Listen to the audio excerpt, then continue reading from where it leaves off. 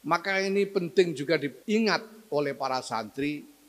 Kalau kalian ingin siraj kalian menyala dari cahaya yang dibawa oleh para kiai, para ulama kalian, kalian harus punya husnuzon kepada kiai. Tidak boleh tidak punya husnuzon kepada kiai. Kalau sampai kurang husnuzon kita kepada kiai kita, harapan untuk bisa ikut menyalakan siraj di dada kita pun juga pasti akan berkurang. Maka barang siapa ingin ikut merasakan cahaya barokah dari Nahdlatul Ulama, silakan berhusnuzon kepada Nahdlatul Ulama. Barang siapa tidak bisa berhusnuzon kepada Nahdlatul Ulama, silahkan cari barokah dari tempat lain. Jadi kalau sekarang ada santri yang gagal misalnya, itu kira-kira karena memutus hubungan dengan kiai. Nyalon wapres gagal, nah itu gara-gara memutus hubungan dengan, ini namanya kitab yang gagal. Maka kalau ingin menjadi kitab yang manfaat betul, jangan pernah memutus ribat dengan kiai-kiai guru-guru kita.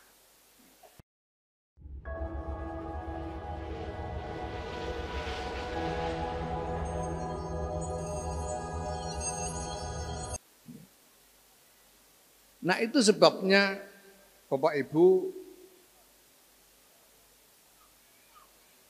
Sayyidina Rasulullah Muhammad sallallahu alaihi wasallam oleh Allah Subhanahu wa taala diumpamakan sebagai sirajam munira. Ya ayyuhan nabiyyu inna arsalnaka syahidau wa nadhira wa mubasyira syahidau wa mubasyira wa nadhira wa da'iyan ila Allah bi idnihi wa sirajan munira. Kenapa disebut siraj? Siraj itu lampu yang dibuat dari sumbu yang dicelupkan ke minyak tanah, celupkan ke minyak dan disulut, itu namanya siraj. Kalau di tempat saya di Rembang sana disebut uplek atau sentir. Di sini saya tidak tahu namanya apa. Itu siraj. Siraj, lampu template atau apa. Pokoknya itulah siraj. Siraj yang menerangi. Sirajan muniron, siraj yang menerangi. Kalau menerangi berarti sudah menyala. Kalau tidak menyala tidak akan bisa menerangi. Nah, di dada setiap manusia ini juga ada siraj. Cuma masalahnya sirajnya itu menyala atau tidak. Nah, siraj ini menyala kalau disulutkan kepada siraj yang sudah menyala. Kalau di Rembang itu istilahnya dinyunyukkan. Nyunyuk itu antara siraj yang belum menyala ini dinyunyukkan kepada siraj yang sudah menyala. Nah maka Sayyidina Rasulullah Muhammad SAW ini menjadi sumber cahaya yang pertama. Yang kemudian menjadi tempat menyunyuk dari sirajnya para sahabat. Kemudian para sahabat menjadi sumber bagi para tabi'in. Tabi'in bagi tabi'in terus hingga kepada guru-guru dan kiai-kiai kita sampai kepada kita semua. Ini adalah cahaya iman. Maka kita bisa lihat misalnya ketika para ulama membuat definisi sahabi. Para sahabat, orang-orang yang bisa digolongkan, dikategorikan sebagai sahabat Rasulullah SAW. Dikatakan mereka itu adalah manijtama'a ma'an Nabi sallallahu alaihi wasallam ijtima'an mu'tarifan annahu kana fil ard. Orang bisa disebut sahabi itu kalau pernah berkumpul dengan Sayyidina Rasulullah Muhammad SAW. Pernah berkumpul. Karena namanya menyunyuk itu harus dekat. Tidak bisa menyalakan lampu sentir ini dari jauh-jauhan, tidak bisa. Harus menempel, baru bisa menyala. Maka para sahabat ini menyala sirajnya karena ijtama'a ma'an Nabi sallallahu alaihi wasallam. Nah, ini pentingnya menitipkan anak di pondok pesantren seperti di Zainul Hasan Genggong ini, supaya anak-anak kita berdekatan menempel kepada sumber cahaya, yaitu para kiai-kiai kita. Nah, menempel itu juga ada syaratnya kalau mau menyala. Syaratnya adalah syarat kalau kita bandingkan dengan iman kepada Rasulullah SAW. Dikatakan bahwa iman kepada Rasulullah itu berarti ayya'taqida annahu la yajtami'u fi ahadin minal mahasini aktsaru mimma ijtama'a fin Nabi sallallahu alaihi wasallam.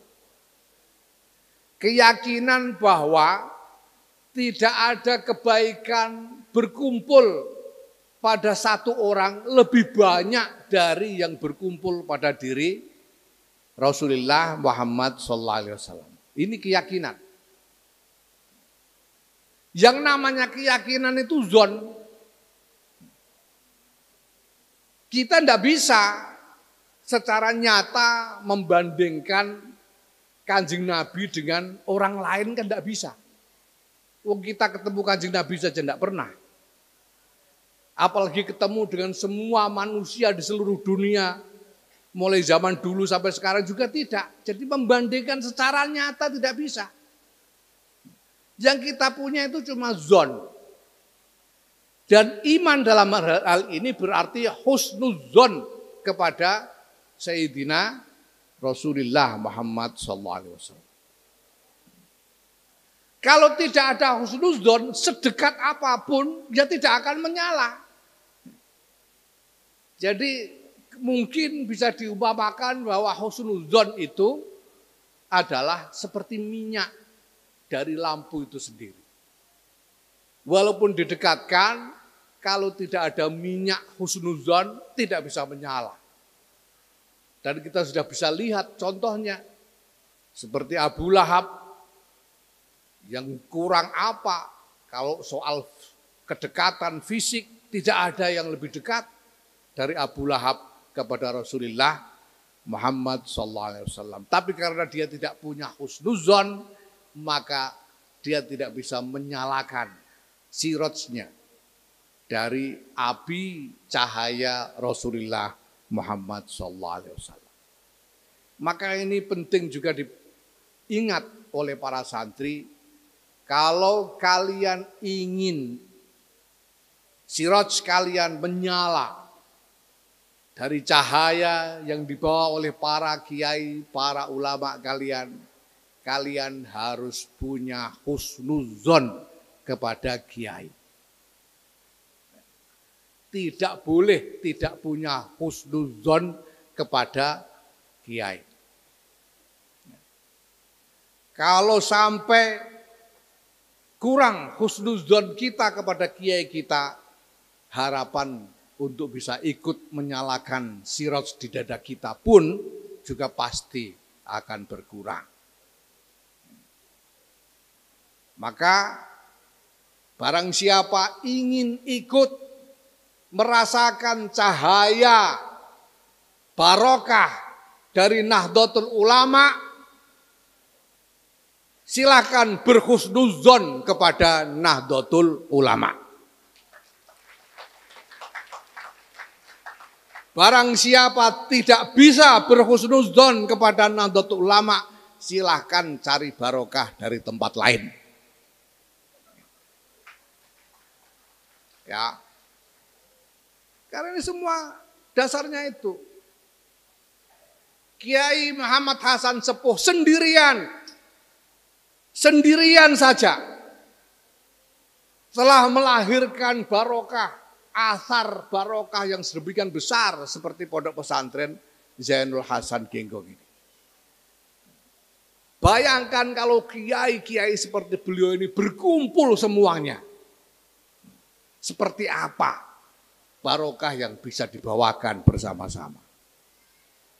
Ada Hadratus Syekh Kiai Muhammad Hashim Asy'ari, Kiai Abdul Wahab Hasbullah, Kiai Bisri Sansuri, Kiai Ridwan Abdullah, Kiai Maksum Lasem, Kiai Abdul Hamid Pasuruan, kiai yang penuh dengan karomah, ashabul karomah semuanya.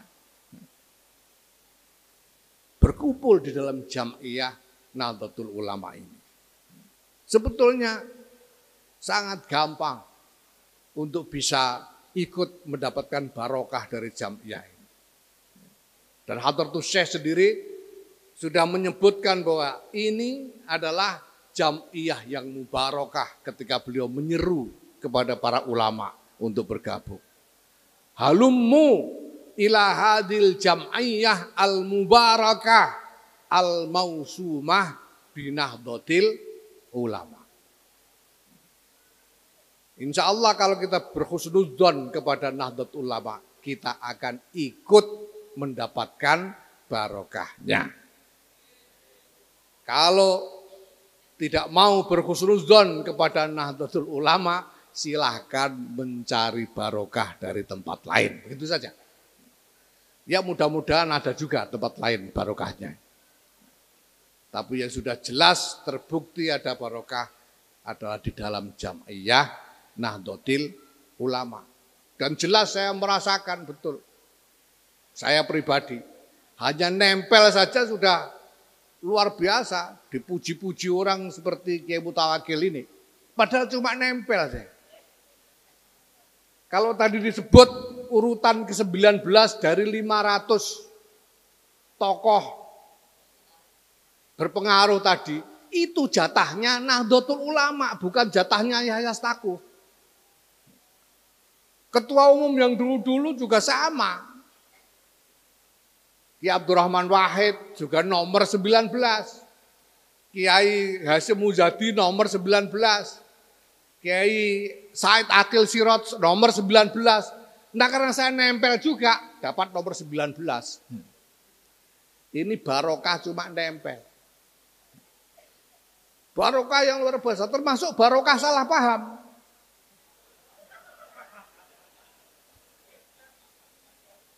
Ya persis seperti Kiai Mutawakil tadi yang mengatakan saya mendapatkan penghargaan Zaid Award.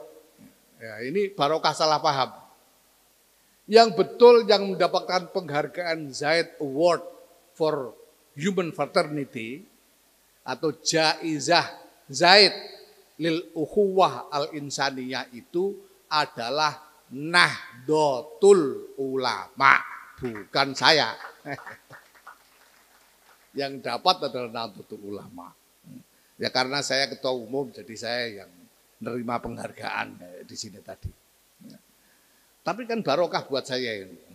Mudah-mudahan makin banyak yang salah paham sehingga ya. Terakhir, Bapak Ibu, saya ingin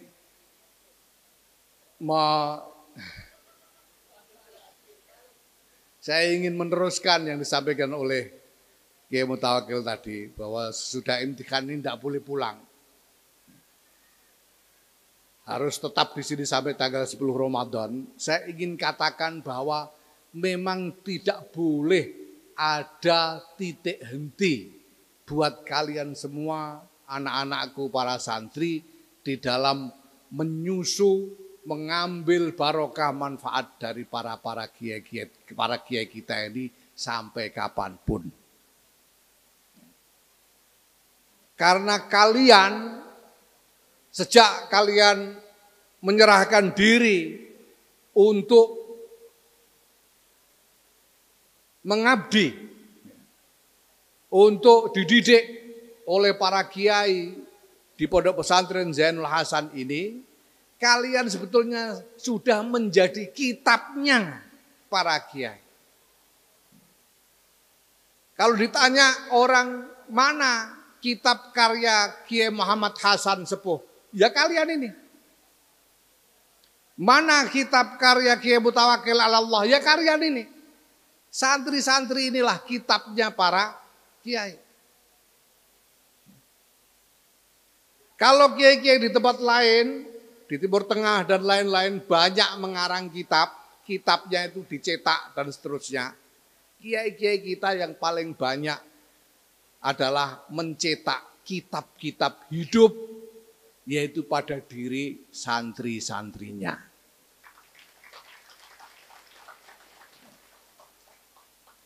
Maka selama-lamanya kalian tidak bisa dan tidak boleh memisahkan diri dari ikatan hubungan, dari ribat kepada kiai-kiai, guru-guru kalian di pondok pesantren ini.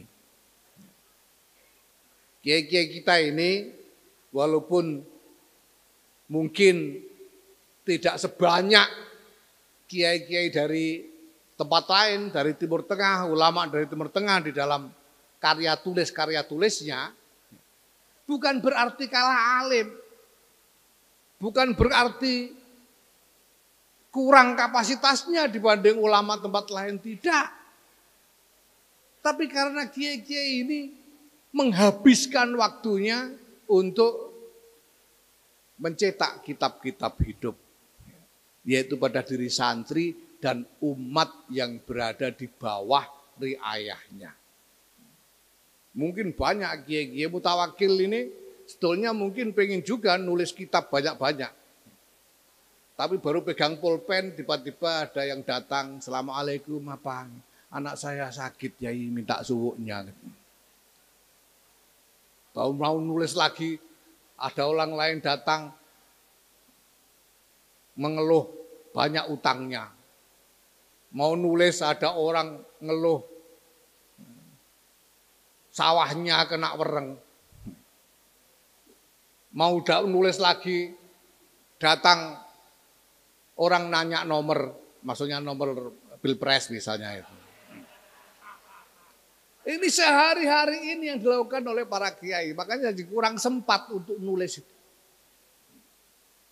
Maka karyanya adalah kitab-kitab yang hidup, yang ada pada para santri-santrinya dan umat yang berada di bawah riayahnya. Maka